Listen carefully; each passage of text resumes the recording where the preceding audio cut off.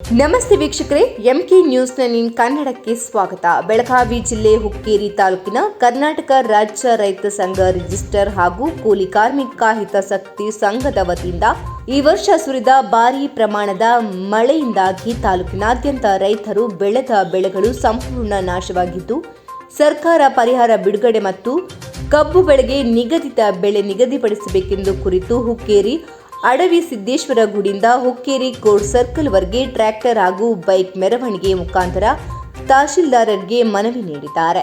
ಹಾಗೂ ಹುಕ್ಕೇರಿ ರೈತ ಘಟಕ ಉದ್ಘಾಟನೆ ಹಾಗೂ ರೈತ ಶಾಲು ಹೊದಿಸಿ ಕಾರ್ಯಕ್ರಮ ಮಾಡಲಾಯಿತು.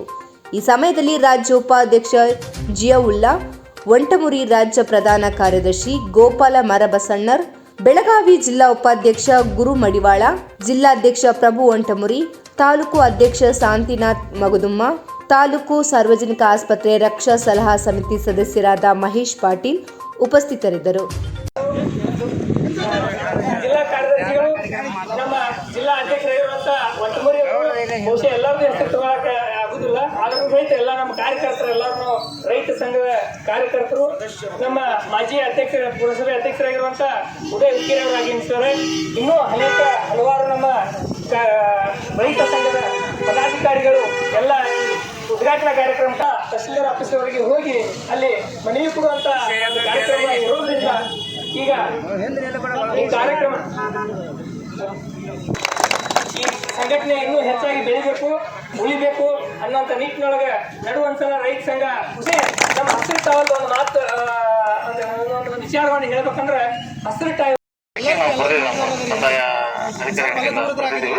ರಿಪೋರ್ಟ್ ಇನ್ನೂ ಬಂದಿಲ್ಲ ಮತ್ತು ಜಿಲ್ಲಾಧಿಕಾರಿಗಳು ಇನ್ನೊಂದು ಹೊರಟಿದ್ದಾರೆ. ಅದು ನಾವು ಅವರಿಗೆ ಕಮ್ಯುನಿಕೇಟ್ ಮಾಡಿದ್ದೀವಿ. ಈಗ ಅದು ರಿಪೋರ್ಟ್ ಬಂದ್ಮೇಲೆ ಆದ ನಂತರ ಮೀಟ್ರ್ ಹೊಡೆದ ನಂತರ ಸರ್ವೆ ಮಾಡಾರ್ರಿ ಸರ್. ಮಳೆ ನಿಂತೈತಿ, ಬೆಳೆ ಎಲ್ಲ ಹೋಗೈತಿ. ಅಧಿಕಾರಿಗಳು ನೀವು ಏನ್ ಮಾಡ್ತೀರಿ ಸರ್ ಅದನ್ನ ಕೇಳಿದವ್ರು ನಾವು. ನೀವ್ ಯಾವ ಆಧಾರ ಮೇಲೆ ಸರ್ಕಾರ ರೈತರ ಇದರ ತೆರಿಗೆ ಹಣದಿಂದ ನಿಮಗ್ ದುಡ್ಡು ಕಟ್ತದಾರ ಸರ್, ನಮ್ಮ ದುಡ್ಡಿಂದ ನೀವು ತಿರುಗಾಡತ್ತೀರಿ.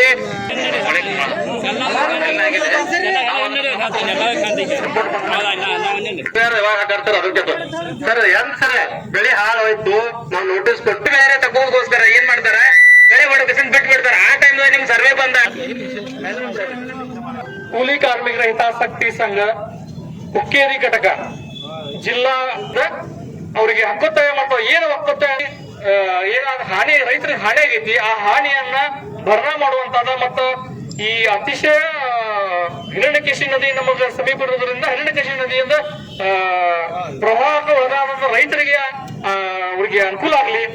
ಮತ್ತೆ ಇನ್ನಿತರ ರೈತರಿಗೆ ಬೆಳೆ ಬೆಳೆದಂತ ಬೆಳೆ ಹಾನಿ ಆಗಿದಾವು. ಕಬ್ಬು ಬೆಳೆದ ನೀವು ಓಡಾಡ್ತಾರೆ ರೈತ ತಹಶೀಲ್ದಾರ, ನೀವು ನಮ್ಮ ಸೇವಕರಾಗಿರ್ಬೇಕು, ನೀವು ಅದು ಅಧಿಕಾರಿಯಾಗಿ ತೋರಿಸಬಾರ್ದು. ಈ ರೈತನ ಒಬ್ಬ ಸೇವಕನಾಗಿ ನಾವು ಕೊಟ್ಟಂತ ಭಿಕ್ಷೆಯಲ್ಲಿ ನೀವು ತಿರುಗಾಡ್ತಾರೆ. ನೀವು ಸರ್ಕಾರ ಗಾಡಿ ನೀವು ತಿರ್ಸ್ಕೋಬೇಕಾಗ್ತಿತ್ತು. ಒಬ್ಬ ರೈತ ಮುಂದೆ ಬರುವ ಈಗೇನು ಮುಂದಿನ ತಿಂಗಳಲ್ಲಿ ಏನು ಶುಗರ್ ಫ್ಯಾಕ್ಟರಿ ಅವರು ಕಬ್ಬು ಚಾಲೂ ಮಾಡ್ತಾರೆ, ಪ್ರತಿ ಟನ್ನಿಗೆ 5,500 ರೂಪಾಯಿ ಕೊಟ್ಟ ಚಾಲೂ ಮಾಡ್ಬೇಕು. ಇಲ್ಲೇ ಪಕ್ಕದಲ್ಲೇ ಪಟ್ರಾಪುರದಲ್ಲಿ 3,600 ಕೊಟ್ಟರು, ನಮಗೆ 3,000 ಕೊಟ್ರಿ. ನಮ್ಮ ಅಂಕಿತ ರಿವರಿ ಆಗೈತಿ. ಇಲ್ಲೇ ಗುಜರಾತದಲ್ಲಿ 4,400, ನೀವು 4,500 ಕೊಡ್ಲೇಬೇಕು. ಯಾಕಂತಂದ್ರೆ ನಮ್ಗೆ ತಪ್ಪದ್ರಿಂದ ನೀವು ಎಲ್ಲಾ ಮೊನಾಲಿಸ್ ತೆಗಿತೀರಿ, ಅದ್ರ ಚಟ್ಟ ಮಾಡ್ತೀರಿ, ಅದ್ರ ಬಳ್ಳಿ ಮಾಡ್ತೀರಿ, ಎಲ್ಲಾ ಮಾರಿ ನೀವು ಫ್ಯಾಕ್ಟ್ರಿ 3,500 ಕೊಡ್ಬೇಕು, ಸರ್ಕಾರ 2,000 ಕೊಡ್ಲೇಬೇಕು. ಸರ್ಕಾರದಲ್ಲಿ ಉತ್ತರಿಸಿದಾವೆ ಎದಕ್ಕಂತ ಕೇಳ್ತಾ ಇಲ್ಲ.